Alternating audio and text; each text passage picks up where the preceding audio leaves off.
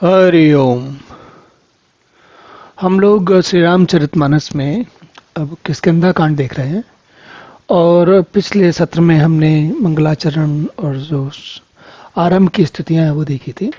अब कथा जो है वो एक नया मोड़ लेती है। हम जानते हैं कि भगवान रामचंद्र जी और लक्ष्मण जी, भगवान राम जो भगवान हैं, परमात्मा हैं, परमेश्वर हैं, वो मनुष्य रूप में विचरण कर रहे हैं। और कथा कुछ ऐसी है कि सीता जी जो भगवान राम की अर्धांगिनी हैं, वे उनको रावण का हरण करके ले गया है और भगवान रामचंद्र जी जो है मनुष्य रूप में मनुष्यों की तरह कार्य करते हुए, काम करते हुए अब उनको ढूंढते फिर रहे हैं वन में जगह जगह। और इसी श्रृंखला में ये लोग सबरी के बताने पर पंपा सरोवर के पास पहुंचते हैं और वहां पहुंचने के बाद नारद जी आके मिलते हैं। हमने देखा था पिछले सोपान के अंत में। और उनके मिलने के बाद जब ये आगे चलते हैं तो देखिए क्या होता है। ये यहाँ से कथा आगे बढ़ती है। कहते हैं, आगे चले बहुरी रघुराया, ऋष्य मुख पर्वत नियराया, तह रह सचिव सहित सुग्रीवा, आवत देख अतुल बल सीवा। रघुराया आगे, रघुराय मतलब रघुनाथ जी, भगवान रामचंद्र जी आगे चले तो ऋष्यमुख पर्वत एक उनके पास पहुंचे वो लोग। तहाँ रहा सचिव सहित सुग्रीवा, वहां पर सुग्रीव जो है अपने सचिव सहित रहते थे। अब आज के समय में सचिव शब्द का अर्थ बड़ा अजीब सा लगता है।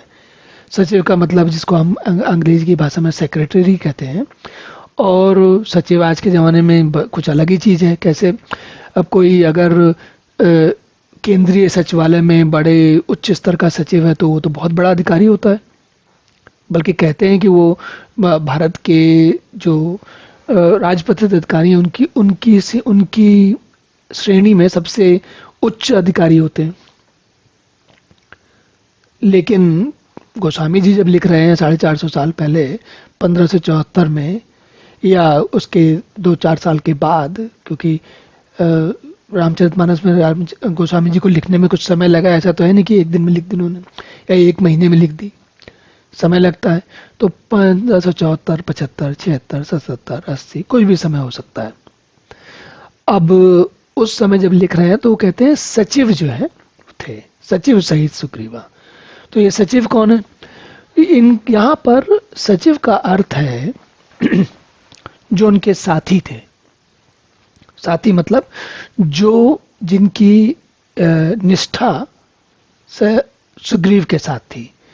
अब हम राजनीति की दुनिया में जानते हैं कि अगर एक पक्ष और एक विपक्ष है तो पक्ष के किसी लोगों की निष्ठा किसी नेता के साथ होती है और दूसरे विपक्ष के लोगों की निष्ठा विपक्ष के नेता के साथ होती है।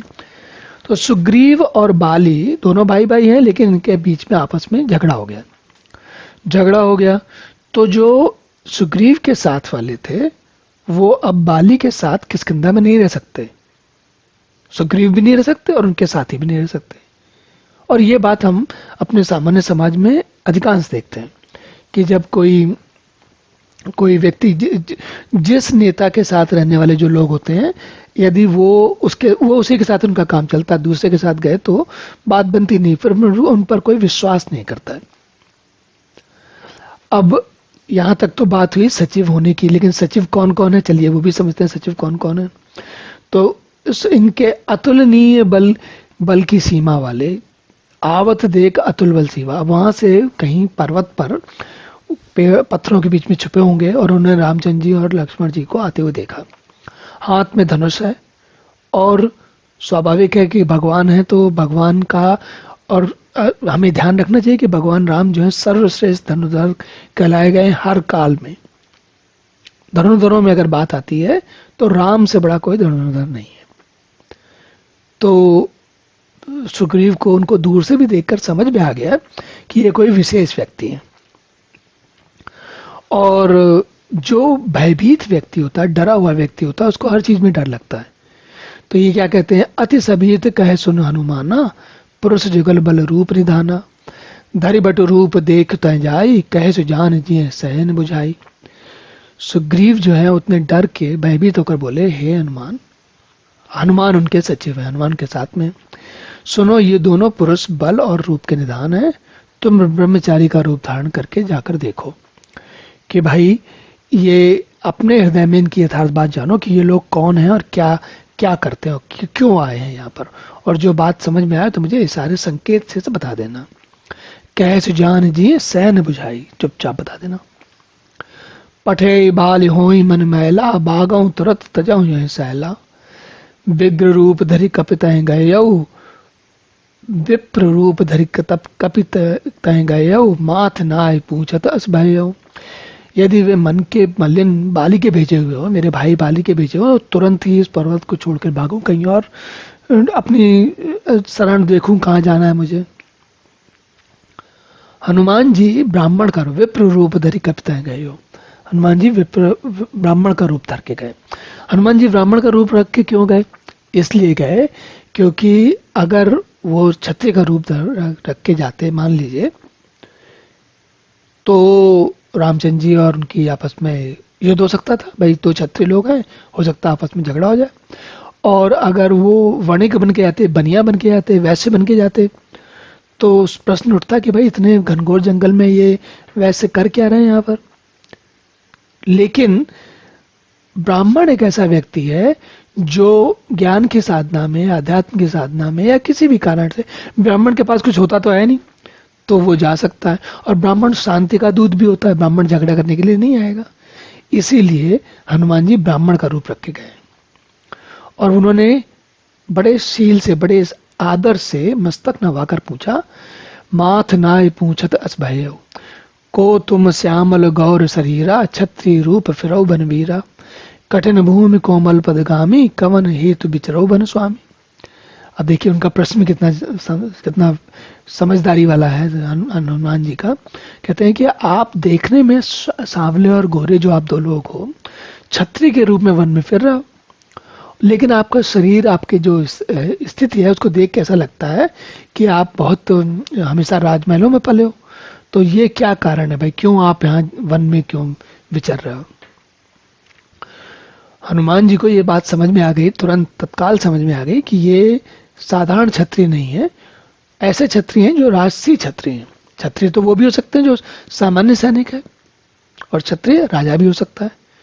तो हनुमान जी को ये बात समझ में आ गई कि ये तो कोई विशेष क्षत्रिय हैं।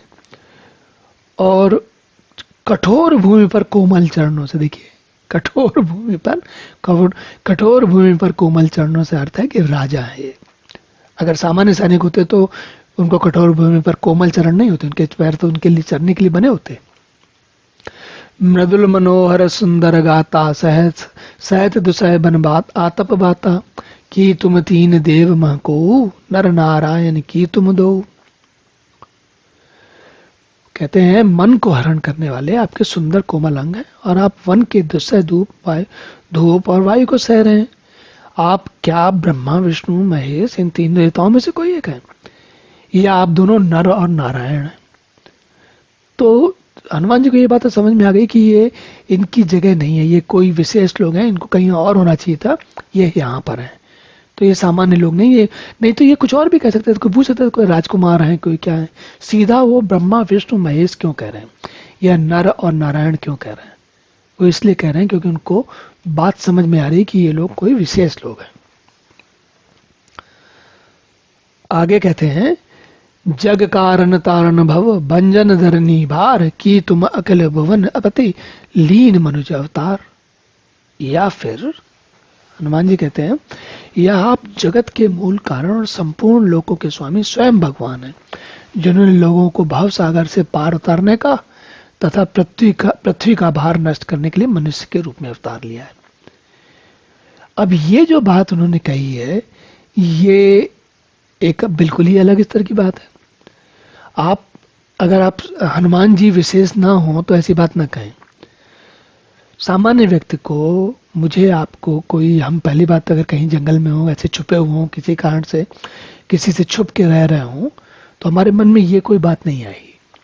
किसी को देख करके हमारे मन में ये तो संभव, शायद ही असंभव है लगभग, कि किसी को हम देखें, किसी सुंदर दो लोगों को देखें, दो मनुष्य नर हैं, एक गौर वर्ण के हैं, एक श्याम वर्ण के हैं, उनको देखने के बाद हमके मन में हमारे ये विचार आए कि ये भगवान हो सकते हैं।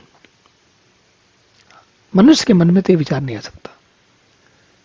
और यहीं से पता लगता है कि हनुमान जी हमारे कैसे विशेष हैं, उनकी क्या खासियत है, क्या विशेषता है। वो क्या कह रहे हैं, जग कारण तारण भव भंजन भरण धरनी भार, कि तुम अखिल भुवन पति लीन मनुज अवतार।